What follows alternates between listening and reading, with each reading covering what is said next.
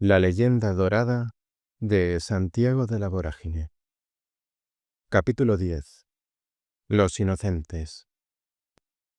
El nombre de inocentes conviene a estos santos por tres razones: por las características de su vida, por la pena a que fueron condenados y por la inocencia que conquistaron.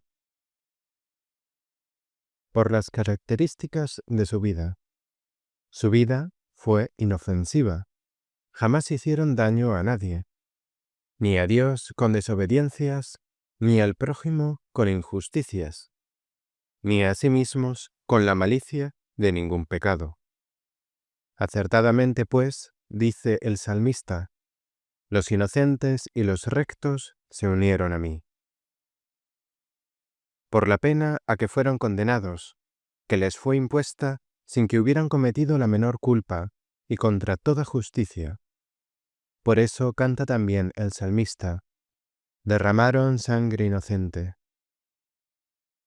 Por la inocencia que conquistaron, porque mediante su martirio consiguieron la inocencia bautismal, es decir, la liberación de los efectos del pecado original. A esto se refiere igualmente el salmista por medio de esta invocación: conserva mi inocencia, mira mi equidad. Que es como si dijera: consérvales la inocencia del bautismo, considera la rectitud de su conducta. Los inocentes fueron degollados por orden de Herodes Ascalonita. La Sagrada Escritura habla de 3 Herodes distintos entre sí, y famosos los 3 por su crueldad. El primero de ellos es el Ascalonita.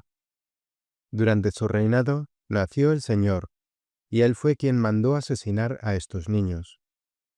El segundo de estos Herodes llevó el sobrenombre de Antipas. Por orden suya murió degollado San Juan Bautista. El tercero de la serie, Herodes Agripa, decretó la muerte de Santiago y el encarcelamiento de San Pedro. Las fechorías de los 3 están resumidas en estos versos.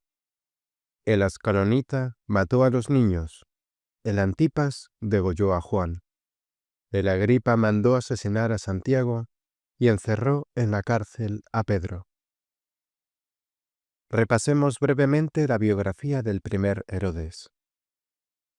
En la historia eclesiástica se lee que Antípater, el idumeo, se casó con una sobrina del rey de Arabia, de la que tuvo un hijo al que puso el nombre de Herodes. Posteriormente, este Herodes, apellidado Ascalonita, fue nombrado rey de Judea por César Augusto. Él fue también el primero de los reyes de los judíos no oriundos de la tribu de Judá. Tuvo 6 hijos que se llamaron Antípater, Alejandro, Aristóbulo, Arquelao, Herodes Antipas y Felipe. A Alejandro y a Aristóbulo, habidos con una mujer judía, enviólos a Roma para que estudiaran artes liberales. Alejandro regresó a Jerusalén, convertido en gramático, y Aristóbulo volvió transformado en un orador fogoso. Estos 2 hermanos tuvieron frecuentes conflictos con su padre, por cuestiones sucesorias. Sus ansias por ocupar cuanto antes el trono de Judea moviéronles a intentar asesinar a Herodes, quien, al descubrir sus maquinaciones, nombró heredero suyo a Antípater, y a ellos los desterró. Los 2 proscritos apelaron al César, fueron a Roma y se quejaron ante el emperador del trato injusto que habían recibido de su padre. Por entonces llegaron a Jerusalén los magos, inquiriendo noticias acerca del nacimiento de un nuevo rey. Con esto crecieron las inquietudes y temores de Herodes, que pensó que pudiera tratarse de algún vástago de la verdadera dinastía, cuyos partidarios podrían considerarle a él, a partir de entonces, como rey intruso. Esa fue la causa de que inmediatamente concibiera el plan de matar al recién nacido, y de que, simulando que deseaba conocerle y adorarle, encargara a los magos que si le encontraban, volvieran por su palacio a comunicarle dónde estaba. Pero los magos volvieron a su tierra por otro camino.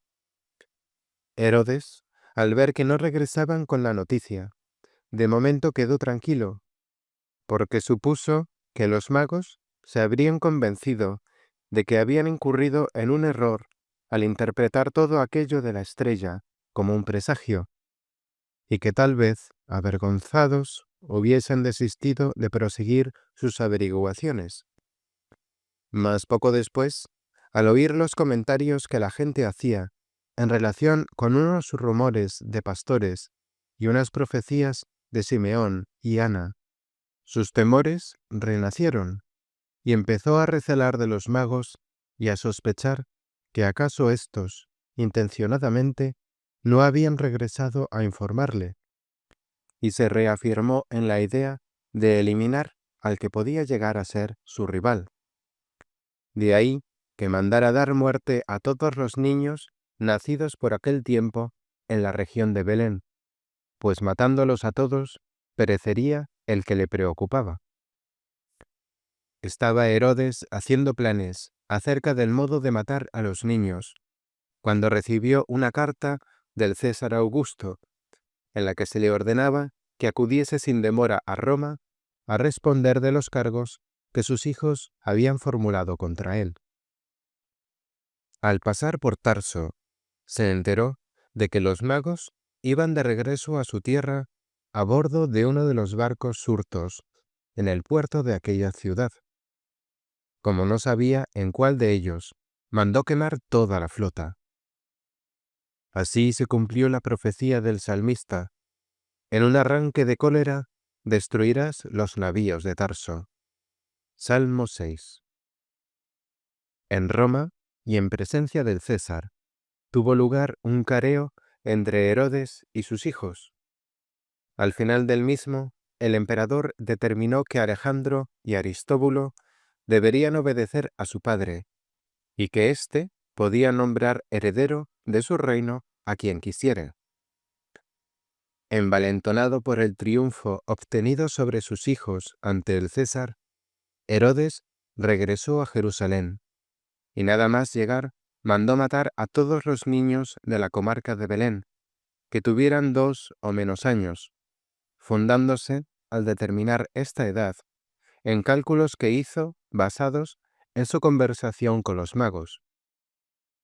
La expresión de la escritura, habimatu et infra, sin embargo, puede tomarse en 2 sentidos, según el significado que demos al vocablo infra, que unas veces equivale de ahí para abajo y otras de ahí en adelante. Consecuentemente, la frase habimatu et infra admite esta doble traducción: desde los 2 años de edad y de ahí para abajo, y desde los 2 años de edad y de ahí en adelante. Si la traducimos de la primera manera, habría que entender que Herodes mandó matar a todos los niños comprendidos entre la edad de 1 día y la de 2 años. Así lo entienden la mayor parte de los intérpretes, y así parece que debe ser entendido, sin lugar a dudas, si nos atenemos al supuesto de que los magos dijeron a Herodes que el niño había nacido el mismo día que ellos vieron la extraña estrella. En este caso, Herodes habría discurrido de este modo: desde que él salió para Roma hasta su regreso, había transcurrido algo más de 1 año. El niño, por tanto, tendría por lo menos 1 año y pico de edad.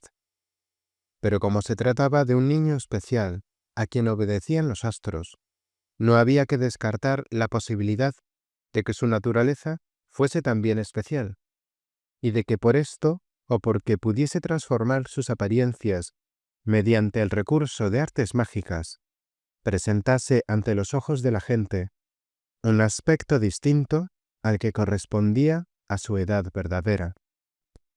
Si hacía perecer a todos cuantos tuvieran 2 años, y de ahí para abajo, perecería también aquel niño, igual si semejaba tener pocos días o pocas semanas, que si daba la impresión de estar más desarrollado de lo que le correspondía. Pero como la palabra infra significa también después de, posterior a, la frase habimatu et infra puede ser traducida de la segunda manera indicada, o sea, en este sentido, desde 2 años de edad y de ahí en adelante. Así interpreta tal pasaje San Juan Crisóstomo, quien explica el caso de esta manera. La estrella se apareció a los magos 1 año antes de que naciera el Salvador, y así se lo hicieron saber ellos a Herodes. Pero éste, en lugar de entender las cosas como los magos se las dijeron, entendió que el niño ya había nacido cuando ellos vieron la estrella, y por tanto, que cuando los magos le visitaron, el niño tendría ya aproximadamente 1 año de edad. Ahora bien, como Herodes invirtió otro año entre su viaje a Roma y su estancia allí y su regreso a Jerusalén, cuando dio la orden de matar a los inocentes, calculó que el que él quería eliminar tendría ya más de 2 años. Cuanto más, eso no lo pudo calcular, y de ahí que, para no errar el golpe, mandara asesinar no a los que tenían menos de 2 años, sino los que tuviesen de 2 años a 5. Hay un hecho que favorece esta interpretación, y es el de que, entre las osamentas de los inocentes, posteriormente se encontraron restos de huesos tan grandes que no podían corresponder a niños de 2 años, aunque a esto podría replicarse que tal vez en aquel tiempo las personas fuesen más corpulentas que las actuales. No tardó Herodes en pagar las consecuencias de su delito. Dice Marobio, y dice también una crónica, que un hijo del propio Herodes, cuya crianza había sido confiada a una nodriza, fue uno de los que murieron en aquella horrible matanza. La degollación de los inocentes fue vaticinada por el profeta, cuando anunció que los llantos y gemidos se oirían en Roma. Esto significa que los alaridos de dolor de las madres de los niños degollados llegarían hasta las cumbres del poder, o sea, hasta Roma. No permitió Dios, justísimo juez, que la inicua crueldad de Herodes quedara impune. En la historia eclesiástica leemos que la justicia divina castigó a quien había dejado sin hijos a tantas madres, privándole a él de los suyos. Por lo pronto, concitó en su contra la animadversión de Alejandro y de Aristóbulo, uno de cuyos cómplices manifestó que Alejandro le había prometido gran cantidad de dinero si envenenaba a Herodes. Otro, el barbero del rey, confesó que ambos hermanos habíanle ofrecido enormes recompensas si le segaba la garganta mientras lo estaba afeitando, añadiendo que Alejandro, al animarle que hiciera esto, le había dicho que no se perdía nada eliminando a aquel viejo que para parecer más joven se teñía la barba y el cabello. Cuando Herodes se enteró de lo que sus hijos planeaban, les salió al paso mandando que los mataran a ellos, y en efecto los mataron. Había él nombrado heredero suyo a Antípater, pero después cambió de opinión e instituyó por su sucesor a Antipas. La mudanza de las disposiciones sucesorias y la predilección que Herodes mostraba hacia 2 hijos de Aristóbulo, Agripa y Herodíades, esta, esposa de Felipe, llenaron de indignación a Antípater, quien, movido por el odio que empezó a sentir hacia su padre, intentó envenenarle. Pero Herodes, que vigilaba muy de cerca a su hijo, descubrió sus intenciones y lo encerró en un calabozo. Dícese que cuando el César Augusto tuvo conocimiento de que el rey de Judea había mandado asesinar a Alejandro y a Aristóbulo, hizo este comentario: preferiría ser uno de los cerdos de las cochiqueras de Herodes a ser su hijo, porque a sus puercos los cuida y a sus hijos los mata. 70 años de edad contaba Herodes cuando cayó gravemente enfermo, aquejado de altísimas fiebres y de dolores tremendos, porque tenía todos sus miembros medio podridos, los pies monstruosamente inflamados y los testículos roídos de gusanos. Su cuerpo exhalaba un hedor insoportable. Las dificultades respiratorias producíanle ahogos. Apenas si podía hacer otra cosa más que revolverse en la cama, profiriendo constantes gemidos. Por orden de los médicos que deseaban proporcionarle algún alivio, administrósele un baño de aceite, pero cuando lo sacaron de la bañera, estaba ya medio muerto. No obstante, todavía pudo enterarse de que los judíos esperaban ansiosamente su muerte y pensaban celebrarla con gran regocijo. Entonces, pese a la gravísima situación en que se encontraba, mandó encarcelar a todos los jóvenes de las principales familias de Judea, y tras de dar esta orden, dijo a su hermana Salomé: «Sé que los judíos quieren festejar mi muerte, pero si haces cumplir lo que acabo de disponer, ya verás cómo cuando yo muera serán muchos los que lloren, y cómo mis exequias estarán rodeadas de un ambiente de dolor cual jamás lo ha habido en la muerte de nadie. Entiende bien lo que te digo. En cuanto yo expire, haz que todos los jóvenes que tengo encerrados en la cárcel sean asesinados. De ese modo, todas las familias de Judea llorarán necesariamente». Solía Herodes tomar como postre, tras de cada comida, una manzana que pelaba por sí mismo con su propia espada. En una de esas ocasiones, cuando se disponía a mondar la fruta con el arma muy cerca de su pecho, fue de pronto acometido por un acceso de tos. Sin advertir el peligro que corría de que el acero se le clavara en el corazón, miró a su alrededor, esperando que alguno de los asistentes le socorriera, pero como nadie le ayudara, hizo ademán de apartar de su costado la mano en que tenía el arma, mas uno de sus parientes se lo impidió, sujetándole el brazo y manteniéndoselo a cierta altura sobre el pecho. Creyendo los demás que se hallaban presentes que la tos le había ahogado y que acababa de morir, salieron de la estancia y recorrieron el palacio, diciendo a voces que el rey había muerto.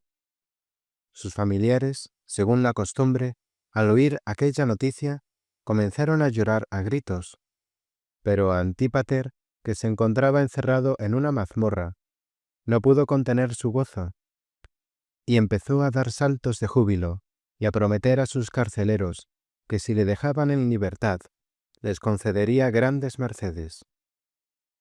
Herodes, que todavía estaba vivo, al enterarse de esto, sintióse más afligido por la alegría de su hijo que por la inminencia de su propia muerte, e, indignado, ordenó a los carceleros que inmediatamente mataran a Antípater, e instituyó como heredero del trono a Arquelao. Después de este episodio, aún vivió el rey 5 días, al cabo de los cuales, tras de una vida muy llena de satisfacciones sensuales y de amarguras interiores, expiró. Salomé no cumplió la orden que su hermano le diera de matar a los prisioneros, sino que los puso en libertad. Aunque en esto no todos están de acuerdo, porque Remigio, en un comentario a cierto pasaje de Mateo, dice que Herodes se suicidó, clavándose en el pecho la espada con que se disponía a pelar la manzana, y que Salomé, ateniéndose a las consignas que se le habían dado, acto seguido, mandó dar muerte a todos los jóvenes que estaban encarcelados.